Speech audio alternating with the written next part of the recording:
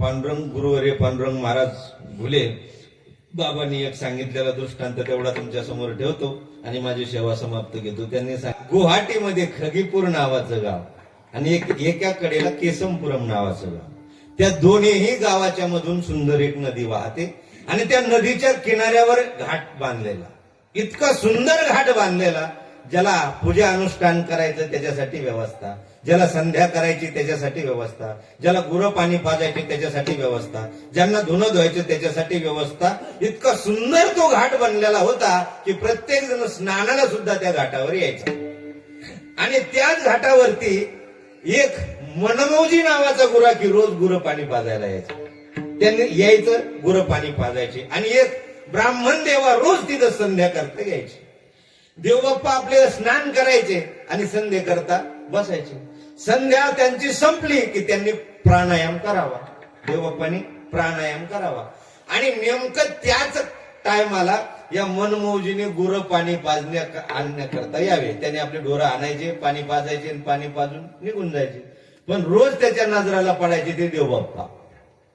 आणि नेमकं त्यांचा प्राणायामाचा टाइम आणि याचा गुरं पाणी पाजायला यायचा टाइम एकच. मग ते म्हणायचं काय नाही, हे देवबाप्पाला कशाचा वास येतो कोण व्हायचं.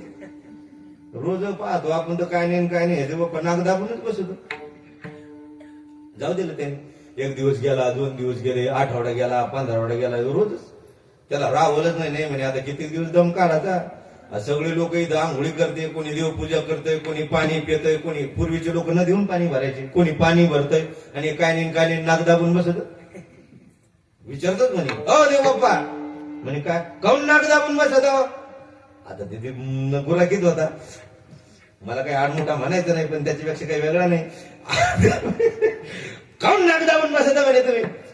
त्यांच्या लक्षात आलं की मी काय आता जो प्राणायाम म्हणजे जो श्वास पोटामध्ये ठेवतो त्याला काय म्हणतात, श्वास बाहेर सोडण्याच्या प्रक्रिया त्याला काय म्हणतात, एवढं सगळं जर मी याला सांगितलं तर याच्या डोक्यावर नाही मंडपाच्या वरून जाईल.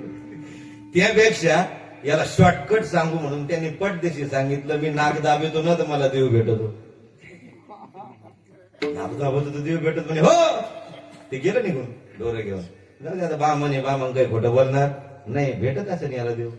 ते गेलो ना देव बाप्पा निघून. पण याच्या डोक्यात किट पडली ना, नुसतं नाक दाबले देव भेटत. हा, आपण पण नाक दाबायचं. गेले ढोर आला पाठीमाग. ज्या ठिकाणी देवबाप्पाने स्नान केलं त्याच ठिकाणी केलं. जिकडे तोंड करून देवबाप्पा बसले तिकडेच तोंड करून बसला आणि घेतल्या दोन्ही नाक पुढ्या दाबून. आता देवबाप्पा एक दाबायचे आणि एक सोडायचे, पण याने दोन्ही दाबून धरल्या. श्वास गुदमारल्या गेला, गुदमारल्या गेला, प्रेशर तयार झालं, झटका बसला हाताला आणि सुटला हात. तो म्हणला पण देव भेटला नाही. पण बामन खोटं बोलणार नाही, देवा भाऊ आपले लाडक्या बहिणीचे पैसे येणार, आपले बामन खोटं बोलणार नाही. नाक दाबून धरलं पक्क.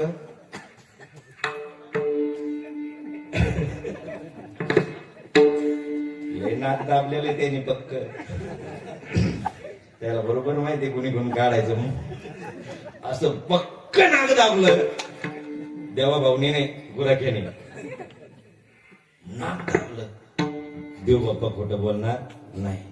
बराच वेळ झाला, बराच वेळ म्हणजे 1 मिनिट झाला, 1.5 मिनिट झालं. श्वास रोखून किती रोखणार मनुष्य. गुदमरला श्वास गुदमरला आणि त्याच क्षणी तो मरण पावला. पण ती सगळी प्रक्रिया होत असताना त्याने हाक मारली त्या देवाला, अरे नारायणा, तो ब्राह्मण आहे म्हणून त्याला रोज भेटायला येतो काय.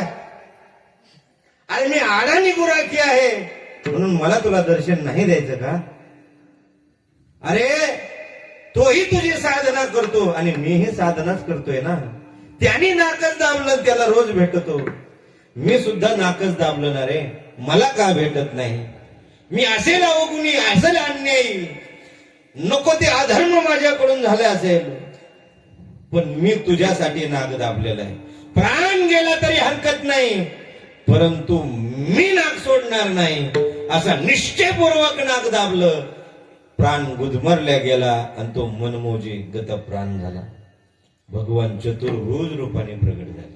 एक तत्व नाम दृढ धरी मला आरती करुणा जय तुझी आरती करुणा जय तुझी. एक तत्व नाम दृढ धरी मला आरती करुणा आरती करुणा जय तुझी. त्याला करुणा आली, तो चतुर्भुज रूपाने प्रगट झाला आणि आवाज दिला, ए मनमौजी उठ, मी आलोय. पांडुरंग बाबा उठ, मी आलोय.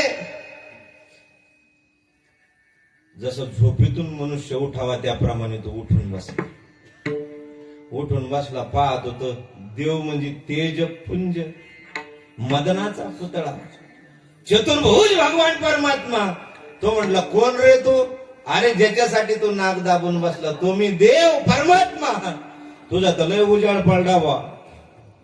तू जर देव असेल ना तर इथंच थांब, मी आत्ता त्या बामणाला घेऊन येतो. ते तिथून उठला, बामणाकडे गेला आणि बामणाला माहित, देव बाप्पा चला, देव आला.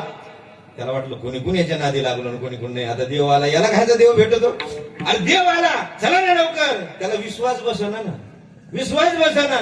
ते प्राणायाम करत होता आणि त्याने देव भेटतो म्हणून सांगितलं. ते आडमुठच होतं, त्याने देव बाप्पा उचलला आणि खांद्यावर घेतला, पळत सुटला लगेच देवाजवळ. सांग, हाच का तो परमात्मा?